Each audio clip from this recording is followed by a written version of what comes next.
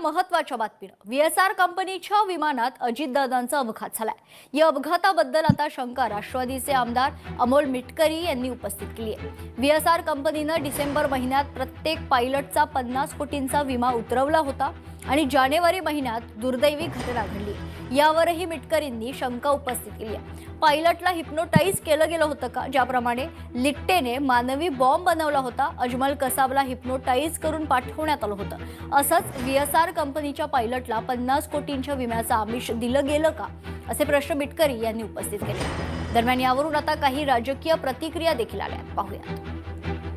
आम्हाला त्या अपघाताच्या बद्दल वेगवेगळ्या शंका आहेत। तो घातपात आहे का यावर आम्ही ठाम आहोत।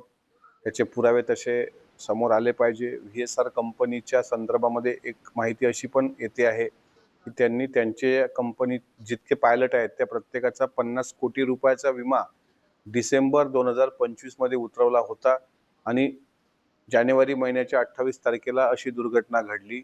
म्हणजे तो जो पायलट होता त्याला हिप्नोटाइज केलं गेलं होतं का? एक पुरोगामी नेतृत्व काळाच्या पडद्याआड गेलं याचं पाप या व्हीएसआर कंपनीचं आहे।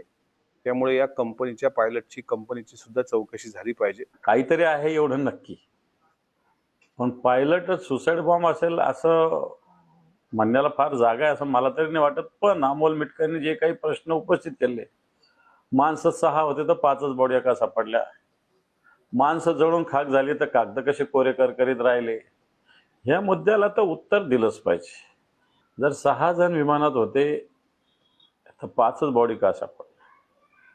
सगळ्यात महत्त्वाचं सगळा माणूस कोळसा झालेला आहे प्रत्येक माणूस, तर कागद कसे कोरे करीत राहिले, हे मुद्द्याचं तर उत्तर दिलंच पाहिजे। चौकशी चालू आहे तर त्याच्यामध्ये आपलं काही मत किंवा आक्षेप नोंदवायचा असेल तर आपण तो पोलिसाकडे नोंदवला पाहिजे, त्याला ऑब्जेक्शन नाहीये।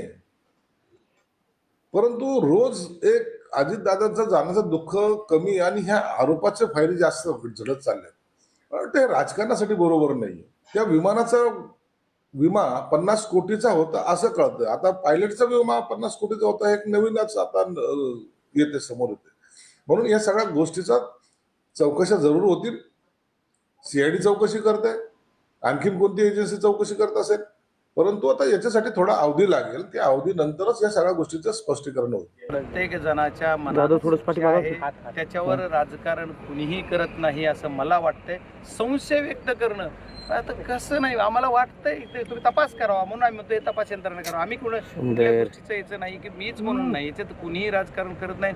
आणि जिथं की तुमचा राजकीय बापच गेला म्हणतात त्याच्यावर कसं आम्ही राजकारण करू? ते राजकारण करणाऱ्यापैकी आम्ही कुणीच नाही।